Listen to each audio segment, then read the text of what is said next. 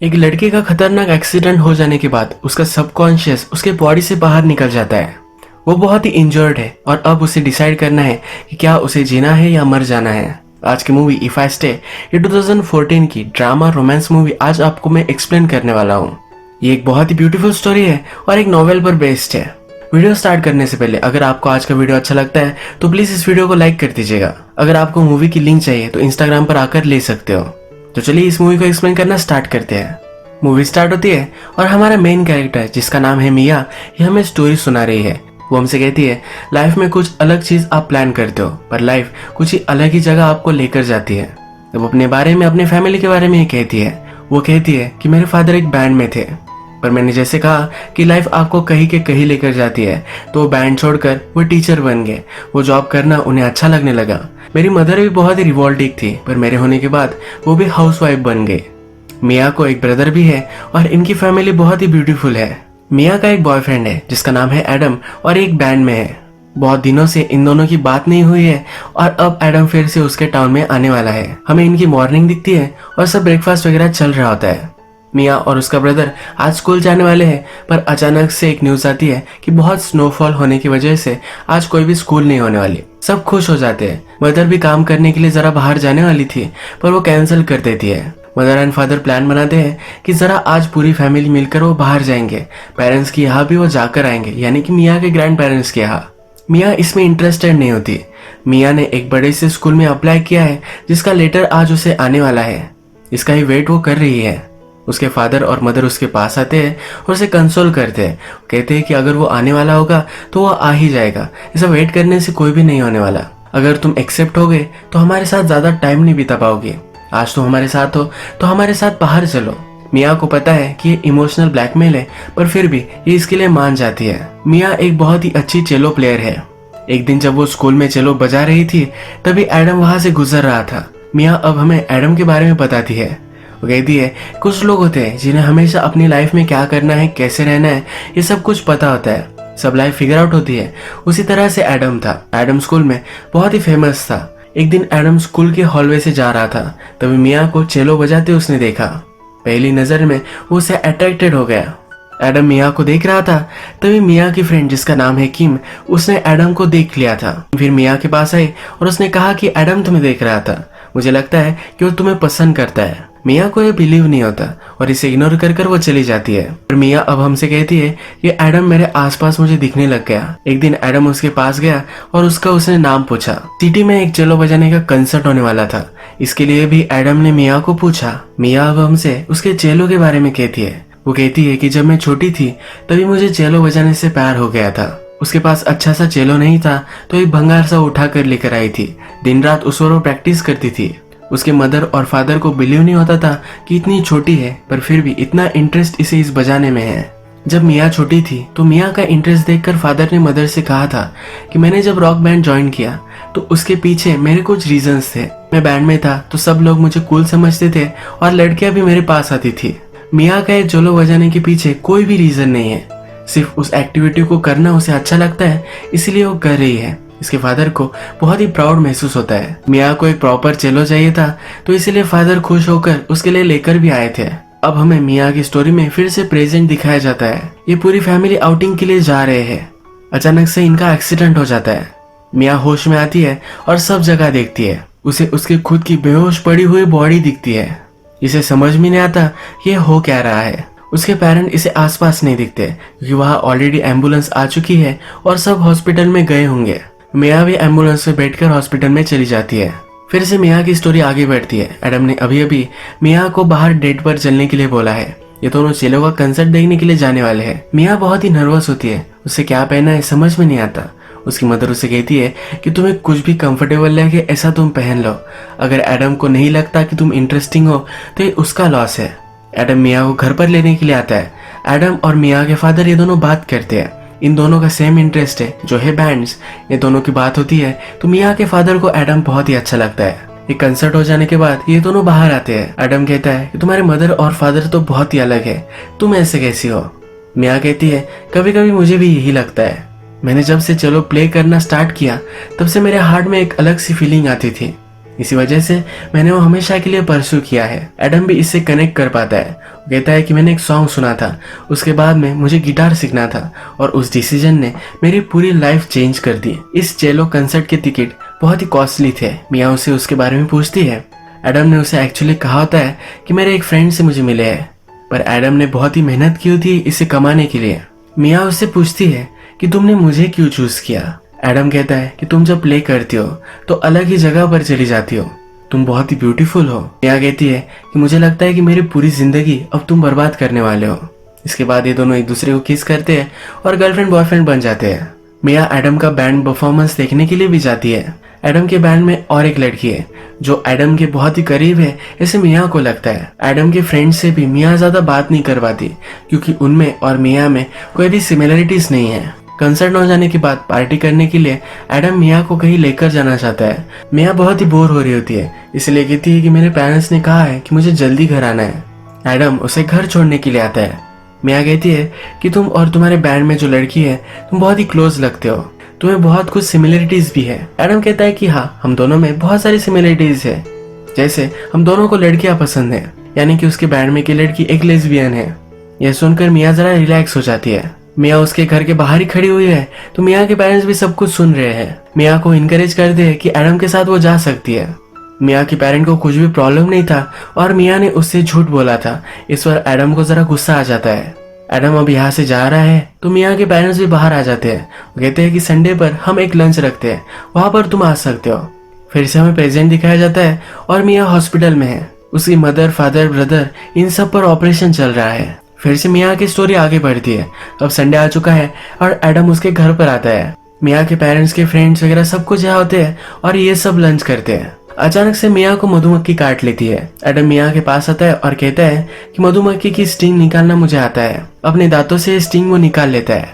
Adam अब मिया से कहता है कि हम दोनों को मिले हुए बहुत टाइम हो चुका है, पर फिर भी एक दूसरे के पास हम नहीं आए। मिया कहती है कि हमें इसके बारे में कुछ करना चाहिए, यानी कि वो भी रेडी है। मिया के पेरेंट्स इन दोनों की जोड़ी देखते हैं और ये बहुत ही खुश होते हैं। रात में एडम मिया की खिड़की को नीचे से आवाज देता है। मिया भी उसे देखकर सरप्राइज होती है। एडम बालकनी से ऊपर चढ़ता है और मिया से कहता है कि आज का दिन बहुत ही ब्यूटीफुल था, तुम्हारे पेरेंट्स और तुम बहुत ही क्लोज हो। एडम के फादर वो जब छोटा था तभी उसे छोड़कर चले गए थे। एक फैमिली क्या होती है, कोई अपना कैसा होता है उसे पता नहीं है। एडम कहता है कि मैं बहुत ही अकेला हूँ। मिया फिर कहती है कि तुम अब मेरे साथ हो, तुम कभी भी अकेले नहीं होंगे। इसके बाद एक दूसरे के साथ बहुत सारा टाइम ये गुजारने लग जाते हैं। फिर से हमें मूवी का प्रेजेंट दिखाते हैं। जब मिया के ग्रैंड पेरेंट को पता चलता है कि मिया की फैमिली का एक्सीडेंट हो गया है तो सब लोग वहां आ जाते हैं। मिया की एंट और मिया की फ्रेंड भी वहां आती है।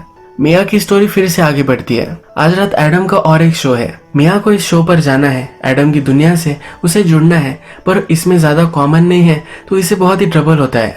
तो अपनी मदर से ये सब बातें कहती है। उसकी मदर फिर उसे हेल्प करती है, पूरा मेकओवर उसे देती है और कहती है कि एक बार तुम ट्राई करके देखो, उसके फ्रेंड्स में तुम घुल मिल कर देखो, उनकी तरह मूवमेंट में जीकर देखो, शायद तुम्हें वो सब चीजें पसंद आ जाए। मिया एडम के फ्रेंड्स की तरह ड्रेसअप करती है। एडम जब उसे देखता है तो सरप्राइज होता है। एडम का शो स्टार्ट होता है। मिया भी इस शो में बहुत नाचती है, उसे सचमुच में ये सब पसंद आता है। जब रात होती है तो मिया को छोड़ने के लिए एडम बाहर आता है। मिया एडम से कहती है कि आज रात मैं जैसी थी तुम्हारे फ्रेंड्स की तरह, क्या मैं तुम्हें ऐसी ज्यादा पसंद आती हूँ? एडम कहता है कि नहीं, तुम जैसी हो वैसी परफेक्ट हो, तुम पहले ही जैसी थी उसी मिया के प्यार में मैं हूँ। अगर तुम फ्यूचर में चेंज भी हो गए पर फिर भी हमेशा मैं तुमसे प्यार करता रहूंगा, तुम्हें मेरे लिए चेंज होने की कोई भी जरूरत नहीं है। इसके बाद एडम उसे एक जगह पर लेकर आता है, एक दूसरे के साथ ही इंटीमेट हो जाते हैं। फिर से हमें प्रेजेंट दिखाया जाता है और मिया हॉस्पिटल में है। उसका सबकॉन्शियस यहाँ वहाँ घूम सकता है। मिया पर ऑपरेशन चल रहा है तो वहाँ की नर्स उसके कान में कहती है कि तुम इस सब चीज को कंट्रोल कर रही हो, अगर तुम सचमुच में जीना चाहती हो तुम किसी भी हालत में जी सकती हो। मिया को पता नहीं है कि किस तरह से वो इसे कंट्रोल कर रही है। मिया फिर लॉबी में आती है और सब डॉक्टर्स बात कर रहे होते हैं। डॉक्टर कहते हैं कि जब ये लड़की उठेगी तो इसके लिए बहुत ही सब कुछ डिफिकल्ट होने वाला है। इसके दोनों पेरेंट्स मर चुके हैं। मिया को बहुत ही शॉक लगता है। उसके मदर फादर के साथ उसके जो भी सब ब्यूटीफुल मोमेंट्स थे वो सब कुछ उसे याद आने लगते हैं। यहाँ उसे पता चलता है कि उसका ब्रदर सेफ है। वो जल्दी से भागकर उसके ब्रदर के पास आती है। वो अपने ब्रदर से कहती है, कुछ भी हो जाए मैं कभी भी तुम्हें नहीं छोड़ने वाली। एडम इस सिटी में नहीं था, पर उसे पता चला तो जल्दी से भागते भागते हॉस्पिटल में आया है। मिया अब अपनी बॉडी के पास आती है, कहती है कि हमें फाइट करना है, हमें दोनों मिलकर कर सकते हैं। एडम मिया से मिलना चाहता है पर हॉस्पिटल में उसे मिलने नहीं देते। फिर से हम मिया की स्टोरी में चलते हैं। मिया की चेलो प्रैक्टिस बहुत ही अच्छी चल रही होती है और अलग अलग जगह पर प्ले करने के लिए उसे बुलाया जाता है। एडम और मिया डिस्कस करते हैं कि मिया कॉलेज के बाद क्या करने वाली है। मिया आसपास ही अच्छे कॉलेज में एडमिशन लेगी जहाँ पर अच्छा म्यूजिक प्रोग्राम होगा। मिया का कॉलेज जहाँ होगा वहाँ एडम का बैंड भी मूव होने वाला है। एडम मिया से पूछता है कि तुम जब कॉलेज में होगी तो हम दोनों एक दूसरे के साथ रह सकते हैं। मिया भी इस डिसीजन से बहुत खुश होती है। एक दिन मिया के ग्रैंडफादर वगैरह घर पर आए हुए होते हैं। मिया को सलाह देते हैं कि बेस्ट कॉलेज में तुम्हें जाना चाहिए। एक कॉलेज है जो बहुत ही टफ है और बहुत ही कॉस्टली भी है। मिया को सलाह देते हैं कि तुम सिर्फ अप्लाई कर दो, बाकी का हम आगे देख लेंगे। एडम से मिया मिलती है तो उसे कहना चाहती है कि अलग स्कूल में उसने अप्लाई किया है, पर ये नहीं कहती। एडम और उसका बैंड भी फेमस होने लग गया है तो अलग अलग जगह पर जाकर वो प्ले करते हैं। मिया को एक दिन उसी बड़े कॉलेज का लेटर आता है। एडमिशन के लिए ऑडिशन मिलना भी बहुत ही बड़ी चीज है। मिया बहुत प्रैक्टिस करती है। एडम थोड़े दिनों में फिर से टाउन में आता है। अब जब ये दोनों बात करते हैं तो मिया इसके बारे में उसे कहती है। वो कहती है कि उस कॉलेज में एडमिशन के लिए सिर्फ ऑडिशन मिलना भी बहुत ही बड़ी चीज है। एडम इस पर जरा नाराज हो जाता है क्योंकि उसने सब प्लान्स बना लिए थे। एडम का एक और शो चलता है, वहां पर मिया भी आती है पर एडम उसे जरा इग्नोर करता है। एडम बाहर आता है तो मिया बुक पढ़ रही होती है। एडम उसे गुस्से में कहता है कि अगर तुम्हें इतना ही बोर हो रहा होगा तो तुम आती ही क्यों हो। अचानक से एडम का प्लान बन जाता है और फिर से अलग जगह पर उसे शो करने के लिए जाना है। मिया कहती है कि हमने तो अलग अलग प्लान्स बनाए थे। एडम कहता है कि मुझे पता है, पर जिस तरह से तुम प्लान चेंज करती हो उसी तरह से मैंने भी प्लान चेंज कर दिया। इन दोनों में झगड़ा हो जाता है और एडम चला जाता है। मिया बहुत ही अपसेट होती है पर फिर भी उसका रूटीन वो कंटिन्यू करती है। एडम फिर से टाउन में आता है तो मिया से मिलने के लिए आता है। उसे वो सॉरी कहता है। मिया जब घर पर आई थी तो मिया के रूम में ऑलरेडी था। मिया की पूरी सीलिंग पर उसने पेंटिंग बना कर रखी है। वो मिया को कहता है कि जहाँ पर तुम ऑडिशन दोगी वहां पर पूरी सीलिंग इसी तरह की है।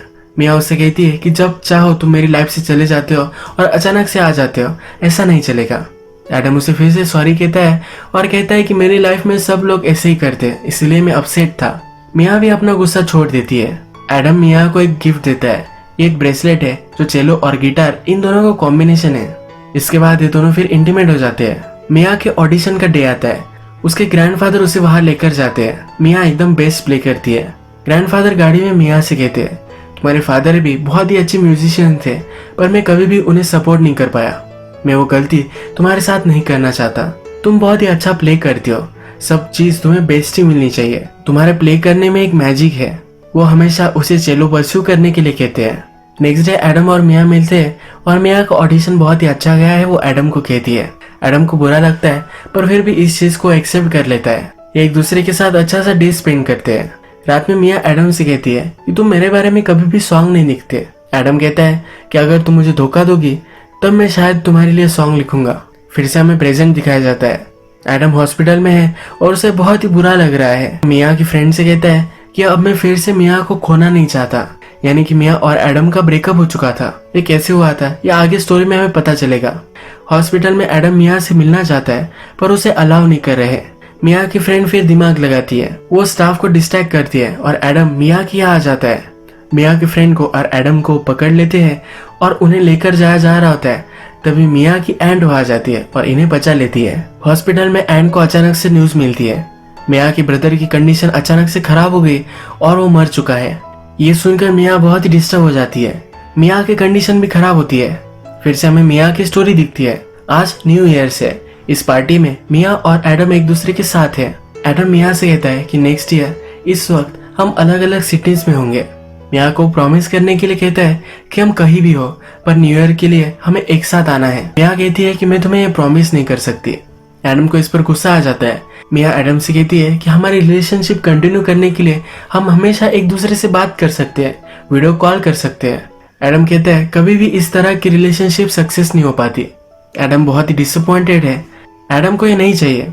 यहाँ पर ये दोनों एक दूसरे से ब्रेकअप कर लेते हैं। मिया घर पर आती है तो रोने लग जाती है। उसकी मदर उसे सहारा देती है। मिया कहती है कि मेरी लाइफ में एडम बहुत ही इंपॉर्टेंट है पर चेलो को भी मैं छोड़ नहीं सकती। उसकी मदर उसे सलाह देती है। वो कहती है कभी लाइफ में हमें चॉइसेस करनी पड़ती है। अगर तुमने एडम को चूज किया फिर भी तुम्हारी लाइफ सही हो सकती है, और चेलो को अगर चूज किया फिर भी तुम्हें सब कुछ चीजें मिल सकती है।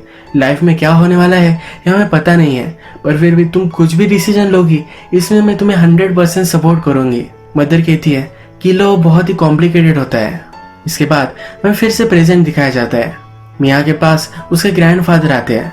उसे कहते हैं फिर से जीना तुम्हारे लिए बहुत ही डिफिकल्ट होगा, पर अगर तुम चाहती हो कि तुम्हें हमें छोड़कर चले जाना है तो तुम ये डिसीजन ले सकती हो। पर ग्रैंडफादर कहते हैं कि मुझे लगता है कि तुम्हें जीना चाहिए, तुम्हारे पास अभी भी फैमिली है, तुम कभी भी अकेली नहीं हो, तुम्हारे फादर भी तुम जियो यही चाहेंगे। एक दिन तुम्हारे फादर मेरे पास आए और उन्होंने कहा कि वो बैंड क्विट करना चाहते हैं।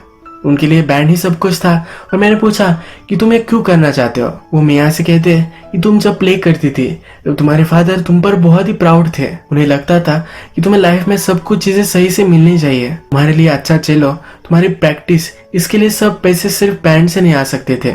इसी वजह से उन्होंने क्विट कर दिया और एक अच्छी जॉब ले ली। तुम्हारे फादर तुमसे बहुत ही प्यार करते थे, तुम्हारे फादर तुमसे बहुत ही प्यार करते थे। कभी कभी अपनों के लिए हमें सैक्रिफाइस करना पड़ता है, तुम हम सब लोगों के लिए जी सकती हो। मिया ये सब चीजें सुनती है और उसे रोना आता है। मिया की फ्रेंड भी उसे मिलने के लिए आती है। वो मिया को एक पिक्चर दिखाती है। वो कहती है कि तुमने मुझे कहा था कि वो तुम्हारी लाइफ का सबसे बेस्ट दिन था। मिया भी उस दिन को याद करती है। मिया और एडम जब रिलेशनशिप में थे तभी का एक दिन है। संडे में मिया के पेरेंट्स के सब फ्रेंड्स वगैरह आए थे और सब लोग मजे कर रहे थे। रात में मिया को सब लोगों ने प्ले करने के लिए कहा। मिया प्ले करने लग गए और एडम ने भी उसकी गिटार के साथ उसे बैकग्राउंड म्यूजिक दिया। सब लोग भी तालियां बजाने लग गए। मिया कहती है मुझे हमेशा से लगता था कि चलो सोलो ही प्ले किया जाता है, पर सब लोगों के साथ प्ले करना अलग ही मजा है। मिया को रियलाइज होता है कि उसे सपोर्ट करने के लिए बहुत सारे लोग हैं, पर फिर भी वो जीना नहीं चाहती। उसे एक व्हाइट लाइट दिखती है जिसके पीछे वो चलने लग जाती है। अचानक से उसे चेलो की एक धुन आती है। वो डिसाइड करती है कि ये सुनकर वो चली जाएगी। वो फिर से उसकी बॉडी के पास आती है तो एडम उसके साथ बैठा हुआ है। उसे हेडफोन से वो चेलो सुना रहा होता है। एडम उससे कहता है कि प्लीज यही रुको, कहीं भी मुझे छोड़कर मत जाओ। मुझे पता है कि बहुत सारी चीजें गलत हो चुकी है, पर फिर भी तुम जी सकती हो। मैं तुम्हारे घर पर गया था, जिस कॉलेज के लेटर का तुम वेट कर रही थी उसमें तुम एक्सेप्ट हो चुकी हो। अगर तुम्हें लगता है कि मैं तुम्हारे साथ आऊं तो मैं वहां भी आ सकता हूँ। इस रिलेशनशिप को कंटिन्यू करने के लिए मैं कुछ भी करने के लिए रेडी हूँ, सिर्फ तुम यही रुको, कहीं भी मुझे छोड़कर मत जाओ। एडम फिर गिटार निकालता है और सॉन्ग गाने लग जाता है। उसने ये सॉन्ग मिया के लिए लिखा है। मिया ये सब देखती है और उसके आईज ओपन हो जाते हैं। वो फिर से होश में आ जाती है। यही मूवी एंड हो जाती है। ये मूवी हमें कहती है कि आपका कोई चाहने वाला आपको छोड़कर चला गया, पर उसके जो ड्रीम्स थे वो आपको जिस तरह से देखना चाहता था, आपको वो सक्सेसफुल देखना चाहता था, तो इसके लिए आपको जीना चाहिए। आपके लाइफ में और भी कुछ लोग हैं जिनके लिए आप जी सकते हो। आप खुद को जितना अकेला समझते हो उतने आप नहीं हो। बहुत सारे लोग हैं जो आपको सपोर्ट करते हैं। इस एक ब्यूटीफुल मैसेज के साथ ही मूवी एंड हो जाती है। अगर आपको आज का वीडियो अच्छा लगा तो प्लीज इस वीडियो को लाइक कर दीजिएगा। मैं बहुत सारी इस तरह की मूवीज लेकर आता रहता हूँ, तो प्लीज इस चैनल को सब्सक्राइब कर दीजिए। बेल नोटिफिकेशन आइकन दबाने में मत भूलिए। हम फिर से मिलेंगे और एक मूवी के साथ, तब तक के लिए थैंक यू और आप अपने आप का ख्याल रखिए।